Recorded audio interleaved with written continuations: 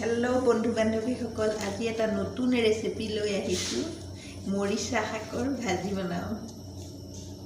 এয়া মৰিচা শাক।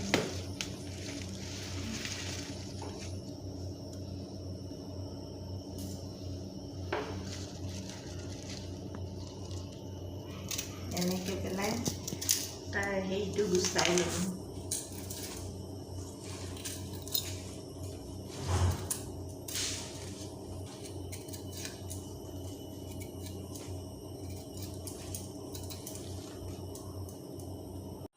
মৰিচা শাকখিনি ঠাৰিকেইডাল চুচ গুচাই পেলাই কাটি হৈ গ'লে আৰু তাতে মই আলু ৩-৪টামান সৰু সৰুকৈ কুটি দিছোঁ।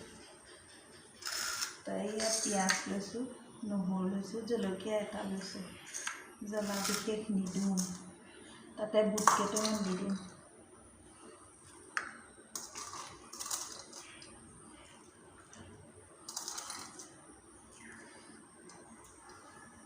এনেকৈ আপোনালোকেও বনাই খাবচোন। মৰিচা শাকত চি ভিটামিন থাকে, স্বাস্থ্যৰ কাৰণে খুব ভাল।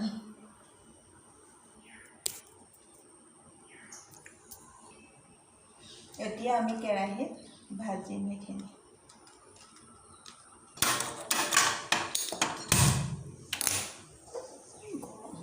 গৰম হ'ল, এতিয়া তেল দিছোঁ অলপ।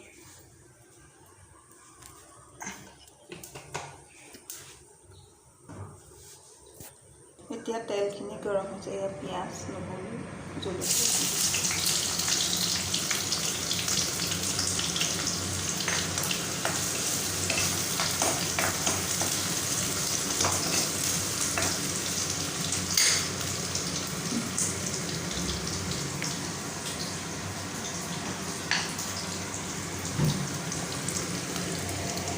ইয়াত অকণমান হালধি দিছোঁ।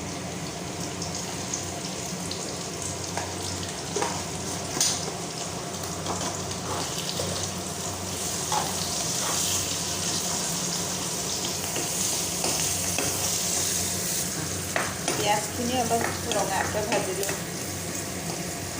এতিয়া পিঁয়াজখিনি অলপ ৰঙা হৈছে, মই ইয়াতে শাকখিনি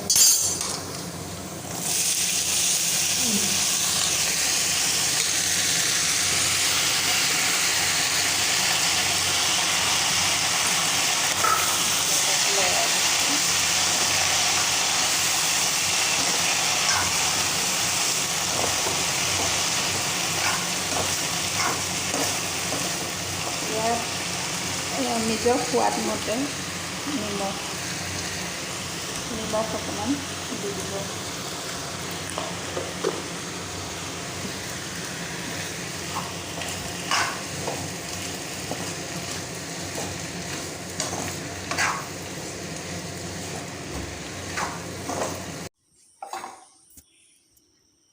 এতিয়া চব্জিখিনি হৈ গ'ল।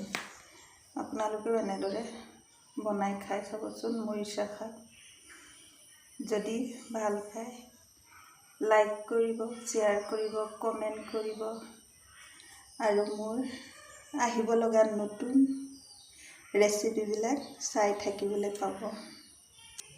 আৰু লগতে ছাবস্ক্ৰাইব কৰিবলৈ নাপাহৰিব।